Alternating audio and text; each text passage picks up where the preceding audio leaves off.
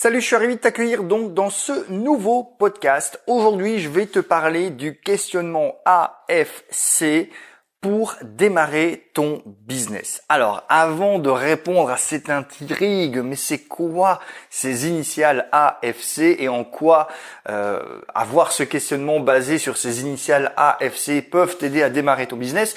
Pense, si tu ne l'as toujours pas fait, à cliquer sur le bouton s'abonner en dessous de cette vidéo et de cliquer également, j'allais oublier, sur la petite clochette pour activer les notifications pour être tenu au courant chaque fois que je sors un nouveau podcast, autrement dit chaque mardi, chaque jeudi et chaque samedi. Alors, il y a quelque chose que je remarque au fil du temps, depuis que je discute avec de plus en plus d'entrepreneurs, que ce soit des personnes qui sont dans mon audience, que ce soit des personnes peut-être comme toi qui sont clientes chez moi, il y a souvent une question qui revient, c'est comment je fais pour démarrer ?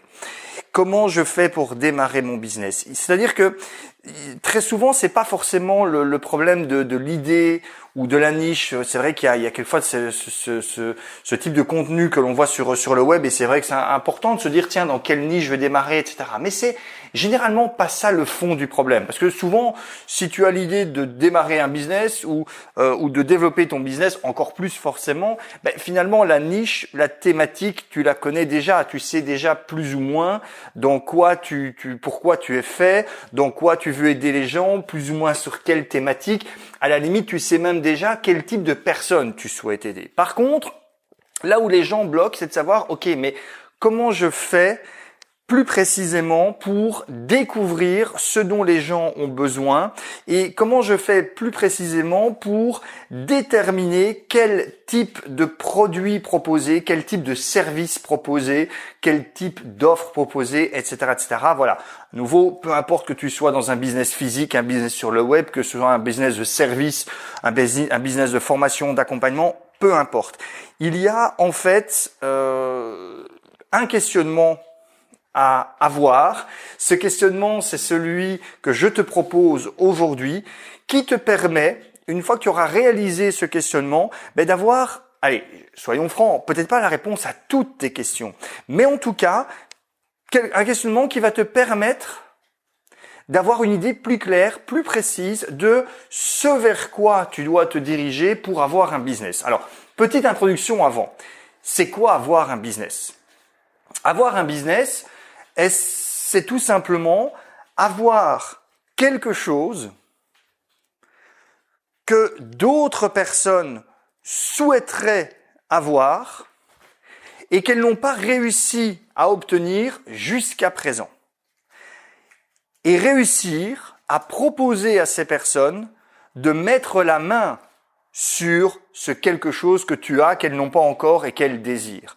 À partir du moment où tu as ça, tu peux considérer que tu as un business parce que des personnes vont être prêtes à payer, à mettre la main au portefeuille pour obtenir cela. Ok ? Prends l'exemple extrême, une personne qui est atteinte d'une grave maladie, elle serait prête par tous les moyens possibles de mettre la main sur un remède qui lui assure de se défaire de cette maladie. Et donc ça veut dire que si un parfait inconnu aujourd'hui, au moment où j'enregistre ce podcast, on est sur la fin de la grande crise Covid. Alors la fin, c'est un grand mot, mais je veux dire, on est en période ici de déconfinement au moment où j'enregistre ce podcast. Pour l'instant, il n'y a pas de remède, il n'y a pas de vaccin efficace pour le Covid. Et il y a plein de laboratoires qui se battent, qui mettent des moyens énormes pour trouver cela. Si un parfait inconnu venait à proposer un vaccin et qu'effectivement ce vaccin se révélait efficace contre le Covid, du jour au lendemain, il aurait un business et il aurait de quoi devenir riche. Alors, tu ne dois pas forcément aller dans des choses aussi extrêmes, je te rassure, pour avoir un business, mais l'idée, elle est vraiment là. Si tu as quelque chose que d'autres personnes désirent, qu'elles n'ont pas encore réussi à trouver autre part ce quelque chose qu'elles désirent et que tu fais en sorte de leur mettre à disposition, tu as un business. Et le questionnement AFC te permet justement de mettre quelque part la main sur ce que les personnes dans ta thématique désirent le plus. Rappelle-toi une autre chose pour terminer cette introduction. Rappelle-toi quelque chose que tu m'as déjà certainement entendu dire, évoquer, en tout cas si ça fait un certain temps que tu me suis. Ton produit n'est pas ton produit. Ce que je veux dire par là, c'est que tu dois vendre le produit de ton produit. C'est une expression qu'on entend souvent en copywriting. Tu dois vendre le produit de ton produit. C'est-à-dire que si tu vends un bijou, ce que tu vends au fond, ce n'est pas le bijou, c'est ce que la personne qui va porter ce bijou va pouvoir retirer du fait qu'elle porte ce bijou. Très très bon exemple, prends le côté de la Rolex, d'accord ? Prends les personnes qui achètent une Ferrari, les personnes qui achètent une Porsche. Est-ce qu'elles achètent vraiment la Ferrari? Est-ce qu'elles achètent vraiment ces tôles qui sont assemblées et dans lesquelles on a mis du très beau cuir et des très beaux équipements technologiques? Non, elles achètent ce que le fait de rouler dans ce véhicule va leur apporter, d'accord? Le regard des autres, le statut social, l'impression d'avoir réussi, etc., etc., etc. C'est le produit du produit que les gens achètent, d'accord? Le produit du produit. Et reprends le côté mathématique de la définition un petit peu mathématique du produit. La définition mathématique d'un produit, quand on dit le produit c'est le produit d'une multiplication. On prend deux choses, on les multiplie, le résultat, voilà, c'est le produit. C'est qu'est-ce qui est produit par le résultat de la multiplication. Et toi, c'est un peu pareil. L'idée, c'est toujours de te demander qu'est-ce que mon offre, qu'est-ce que mon service va produire auprès de la personne qui va l'acheter. C'est ça que tu dois découvrir et c'est donc ça que tu dois vendre. Et donc là, on revient à la même question. Ok, c'est bien gentil Olivier, mais comment je fais pour découvrir ce produit du produit ou comment je fais pour justement aller trouver ce que les gens désirent? Le but de ce podcast, c'est justement de te proposer ce questionnement AFC, qui est simplement une manière de penser les choses et manière de penser les choses qui va te permettre de répondre à cela. J'y viens juste après. Avant ça, je voudrais te reparler quand même d'une anecdote. Alors anecdote, on peut appeler ça une anecdote, appeler ça comme tu veux, assez intéressante. Prends le cas des très grands copywriters qui, pour la plupart, sont morts aujourd'hui et qui ont fait fortune, c'est-à-dire qui sont arrivés en milieu de carrière en ayant une fortune véritablement dans leur poche sur leur compte en banque. Qu'est-ce qui fait que ces copywriters sont devenus si fortunés? Est-ce que c'est en proposant uniquement leur service en tant que copywriter? Oui, bien entendu, en partie, c'est-à-dire que leur renommée étant là, il y a des personnes, des clients qui étaient prêts à les payer très très très très très cher ou leur donner des royalties très intéressantes pour que ces personnes acceptent d'écrire pour leur entreprise. Mais il y a autre chose qui a fait la fortune de plusieurs de ces copywriters. En France, en francophonie, tu peux prendre l'exemple de Christian Godefroy. Qu'est-ce qu'ils faisaient, ces personnes? Eh bien, ces personnes démarraient, entre guillemets,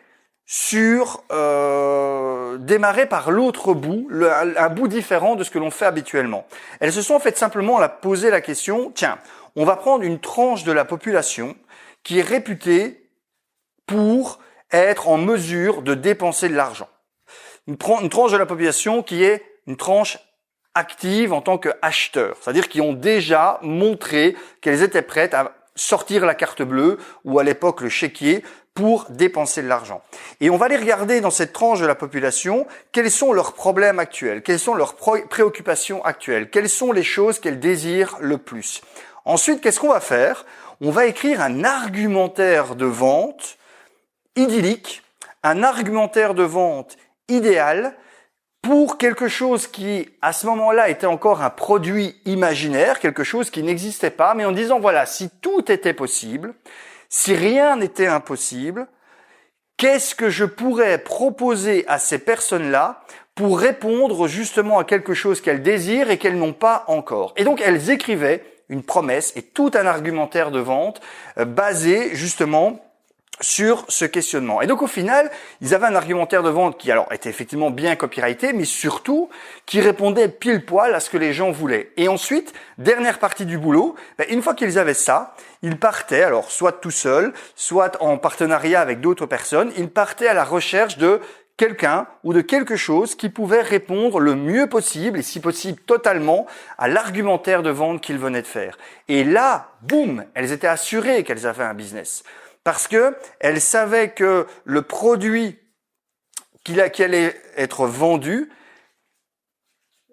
proposait finalement le produit du produit, c'est-à-dire proposait ce que les gens désiraient véritablement. Et en plus, comme la page de vente avait été écrite sans a priori, sans blocage, eh bien, elle percutait.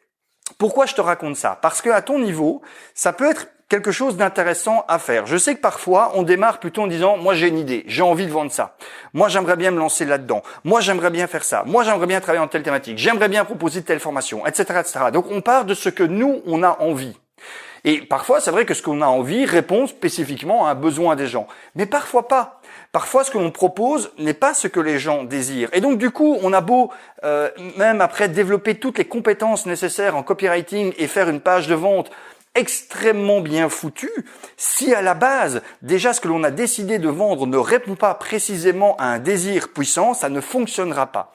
Et donc, l'exercice que je te propose aujourd'hui, c'est plutôt de partir quelque part d'une feuille blanche, grise, on va dire, dans le sens que, ok, tu as déjà une idée quand même de la thématique du marché sur lequel tu veux t'attaquer, tu as peut-être déjà aussi une première idée du type de personne avec qui tu as envie de travailler, mais ensuite, pars d'une page blanche et démarre avec ce fameux questionnement AFC.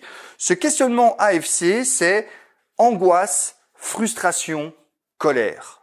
Angoisse, frustration, colère. AFC. Et moi, ce que je t'invite tout simplement à faire, c'est prendre une feuille A4, et alors après tu multiplieras le nombre de feuilles A4, ou si tu fais ça de manière numérique, eh ben tu mets simplement au tout début de ton document Word, par exemple, tu écris angoisse, tu laisses un petit peu d'espace, puis tu écris frustration, et puis tu laisses un petit peu d'espace, et puis tu remplis colère.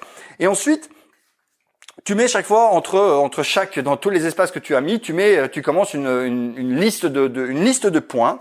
Et ce que je veux simplement t'inviter à faire, c'est de réfléchir, de laisser un petit peu brainstormer. Alors si tu préfères, tu peux même travailler, c'est pas mal d'ailleurs pour ce genre d'exercice de travailler comme ça, tu peux travailler avec une mind map, donc une carte mentale, de nouveau que tu fasses ça au format papier ou que tu utilises un outil comme MindMinster, par exemple, c'est comme tu veux, mais tu pars par exemple du mind map et voilà, tu écris en grand au centre de ta mind map le produit de mon produit, et puis tu écris une première branche angoisse, une deuxième branche frustration, une troisième branche colère, et puis tu laisses divaguer ton esprit, ou si vous êtes plusieurs sur le projet, vous brainstormez et vous réfléchissez. Ok, quelles sont les angoisses des personnes dans mon marché? Quelles sont les angoisses des personnes à qui je veux m'adresser? Quelles sont les angoisses des personnes qui s'intéressent à ma niche, à ma thématique? Quelles sont les choses qui les angoissent? Et c'est fort le mot angoisse, d'accord? Rappelle-toi à un moment donné de ta vie, quand tu as ressenti une angoisse, quand tu as vraiment ressenti cette angoisse, tu vois, cette boule au ventre, cette impression que ton estomac est noué, ou ces palpitations au niveau de ton cœur, peut-être même des tremblements ou des sueurs, parce que tu avais une véritable angoisse. Donc c'est très fort l'angoisse. C'est quelque chose, de nouveau, si tu vis une certaine angoisse, tu ferais tout pour pouvoir faire disparaître cette angoisse. Eh bien, c'est exactement ça que je t'invite à faire dans un premier temps. Angoisse. Quelles sont les angoisses que les personnes dans ta thématique ont? Quelles sont les choses qui leur font peur? Quelles sont les choses qu'elles craignent? Donc, des peurs parfois irrationnelles.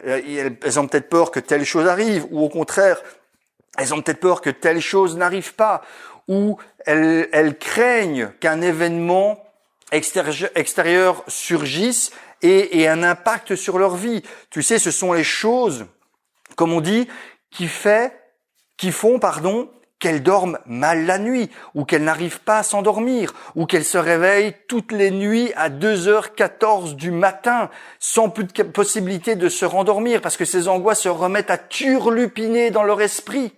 D'accord? Toutes ces choses-là, demande-toi, ou demandez-vous, si vous êtes ensemble, quelles sont les angoisses profondes que les personnes à qui tu es susceptible de t'adresser ont aujourd'hui. Ok? Première chose. Ensuite, tu fais pareil pour les frustrations. Alors, c'est pas linéaire. C'est l'avantage de travailler avec une mind map. L'avantage, c'est que si à un moment donné, c'est plutôt une frustration qui te vient, tu la notes. Si c'est une angoisse, tu la notes. Si c'est une colère, tu la notes. Mais voilà. Après, l'idée, c'est de faire la même chose pour les frustrations. Les frustrations, c'est quoi? Pareil. Tu connais le sentiment d'être frustré. Ce sentiment de dire, ça m'énerve. J'aimerais bien là que ça se passe. Donc c'est pas une angoisse, c'est pas quelque chose qui te fait peur, mais c'est un truc qui te frustre, comme parfois l'envie de faire quelque chose, mais il y a quelque chose, il y a un événement qui t'empêche de le faire, ou t'es frustré parce que t'aurais bien voulu obtenir tel résultat et puis t'as pas réussi à l'obtenir. Alors du coup, qu'est-ce qui se passe quand t'es frustré?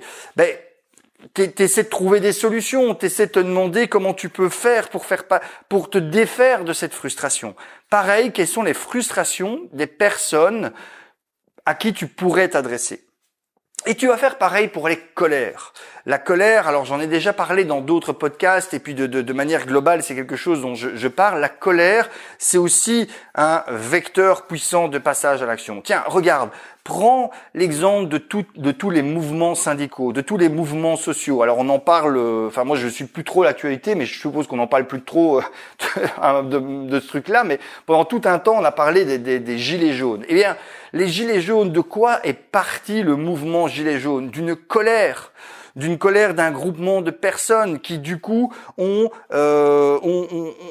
été jusqu'à se réunir pendant je sais pas combien de temps à faire des actions, des trucs comme ça. Il faut avoir une véritable colère pour pouvoir se mettre en mouvement comme ça. Et la colère, c'est un des sentiments négatifs qui aide le plus les gens à passer à l'action. C'est-à-dire que si tu as quelque chose qui permet à ces personnes de se libérer de leur colère, qui permet de l'exploiter comme une force positive, parce que c'est vrai qu'à la base, la colère, c'est plutôt une force qui est négative, qui peut rendre la personne hargneuse, qui peut la rendre agressive. Mais si tu arrives à faire en sorte, parce que tu proposes, de transmuter ce sentiment négatif de colère par quelque chose qui va être constructif, quelque chose qui va leur permettre de se mettre en mouvement, pareil, tu as quelque chose de très puissant. Et donc, le questionnement AFC, c'est véritablement ça. C'est de se poser, page blanche, au maximum, ne pas avoir en tête le produit, parce que ça, c'est le risque. C'est de se dire, bon, ok, j'ai un produit, donc maintenant, j'ai ce produit-là, il faut que j'arrive à trouver des angoisses, des frustrations et des colères qui correspondent à mon produit. C'est-à-dire des angoisses, des frustrations, des colères que mon produit pourrait, ou mon service pourrait réussir à combler. D'accord? Ça, c'est un peu l'erreur courante quand on a déjà un business ou quand on a déjà travaillé pendant un certain temps sur une idée de business. On a parfois cette tendance, cette envie de vouloir à tout prix faire en sorte de faire matcher les angoisses, frustrations, colères avec ce sur quoi on a déjà réfléchi. Moi, ce que je t'invite vraiment à faire, c'est ok, tu fais le vide, tu prends une page blanche, tu prends un mind map blanc et tu démarres et tu dis ok. Quelles sont les angoisses, les frustrations, les colères des personnes à qui je m'adresse, de la thématique dans laquelle je suis. Donc des personnes qui sont intéressées par mes thématiques. Quelles sont les choses que les gens ont peut-être déjà essayées, mais qui malgré tout leur laissent un sentiment de frustration, en disant « Ah ouais, ok, c'était pas mal, mais je reste sur ma faim. J'ai l'impression qu'il y a encore quelque chose qui ne va pas. » Ou au contraire, est-ce qu'il n'y a pas quelque chose qui met en colère les gens? Voilà, je sais pas, tu es sur la thématique de perte du poids, ok, donc c'est-à-dire que tu t'adresses à des personnes qui peut-être depuis X années essayent de perdre du poids. Il y a une certaine frange de cette population qui ressent de la colère. colère parce qu'elle a déjà essayé telle chose et ça les met en colère parce qu'elles savent que ça ne fonctionne pas, ça n'a pas fonctionné pour elles, ça ne leur a pas permis de perdre le poids qu'elles voulaient perdre et donc elles sont en colère vis-à-vis de ces systèmes, vis-à-vis de ces solutions. Quelles sont ces colères? Et comment après, du coup, toi, tu peux exploiter j'aime bien le terme transmuter, le verbe transmuter, parce que tu vois, c'est comment tu peux justement transmuter cette colère, ces sentiments négatifs en quelque chose de positif. Et je t'invite véritablement à faire cet exercice. Et lorsque tu auras fait cet exercice, laisse-le reposer. C'est comme souvent dans ce genre de brainstorming intuitivo-créatif, appelle ça comme ça, ou créativo-intuitif, d'accord? Ce qui est souvent important dans ce genre de raisonnement, c'est de faire ce travail, ensuite de le laisser reposer une nuit, 2 nuits, puis de revenir dessus et te dire bon tiens non, ça finalement je retire. Ça par contre, j'ai d'autres choses qui me sont venues en tête. Voilà. Et tu fais ce travail-là jusque quand? Eh bien jusqu'au moment où quand tu reviens dessus, t'as beau revenir dessus après avoir dormi une nuit, 2 nuits, t'as beau revenir dessus, t'as plus envie de toucher. Tu te dis que c'est très bien. Parfait. Quand tu as ça, tu peux te dire que tu as réussi finalement, que tu es arrivé à la fin de ce questionnement AFC. Et ensuite, tout ce que tu as à faire, entre guillemets, quand je dis tout ce que tu as à faire, c'est 2 choses, dépendant de ta solution, dépendant, on va dire, de ta situation. Si tu es en situation où tu veux démarrer quelque chose, donc tu as peut-être une vague idée, mais tu n'as encore rien lancé. Eh bien, très bien, tu démarres de ça et tu te demandes qu'est-ce que je pourrais maintenant créer, qu'est-ce que je pourrais mettre en place qui va me permettre de répondre à tout ou la majorité de ces angoisses, frustrations, colères. Si de nouveau il n'y avait pas de limite, s'il n'y avait pas de sky is the limit, s'il n'y avait pas de blocage, quelle est la chose idéale que je pourrais proposer à mon audience, d'accord, qui répondrait à tout ou partie de ces angoisses, frustrations, colères. Et alors là, bon, après, voilà, peut-être que tu vas te rendre compte que tu vas plutôt partir sur la création d'une multitude de petites formations qui vont chacune répondre à une angoisse, une frustration, une colère, ou peut-être que tu vas plutôt partir du principe que tu vas créer une master formation qui va répondre à la quasi-totalité de ça, ou peut-être que tu vois dans ton idée, ce sera de créer ou trouver un nouveau produit qui n'existe pas encore sur le marché, par exemple francophone, un produit physique, j'entends, et qui répondent à ça. Si tu es plutôt dans l'e-commerce, par exemple, ou que ce sera une offre d'accompagnement qui permet vraiment ça. Peu importe. Si tu es dans l'état de la personne qui n'a encore rien commencé, tu le fais comme ça. Si par contre tu fais partie de ces personnes qui ont déjà démarré un business, comme coach, thérapeute, entrepreneur, freelance, peu importe, etc. Ben là, ce que je te dirais, c'est simplement tu connais ton produit, tu connais ce que tu proposes et tu fais objectivement la mesure en disant ok, est-ce que ce que je propose maintenant, est-ce que ça répond à une majorité de ces angoisses, de ces frustrations, de ces colères? Si tu as fait le travail correctement, tu vas te rendre compte qu'il va certainement y avoir un mismatch. C'est-à-dire que il va certainement y avoir des choses en disant, non, en fait, finalement, mon produit ou ce que je propose actuellement ne répond pas à ça.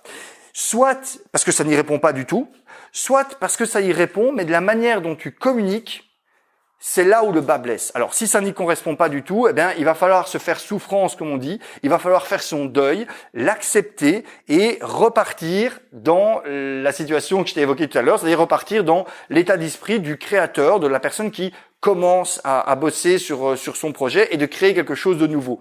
Si par contre, tu te rends compte que objectivement, ce que tu proposes répond, c'est-à-dire que si la personne fait la démarche d'acheter et de consommer finalement ce que tu proposes, ça va répondre à ses angoisses, frustrations, colères. La seule chose, c'est que c'est la manière dont tu communiques qui ne permet pas, qui ne le met pas en avant. Et bien à ce moment-là, tu devras simplement remettre en question ta communication, ta manière de communiquer les choses.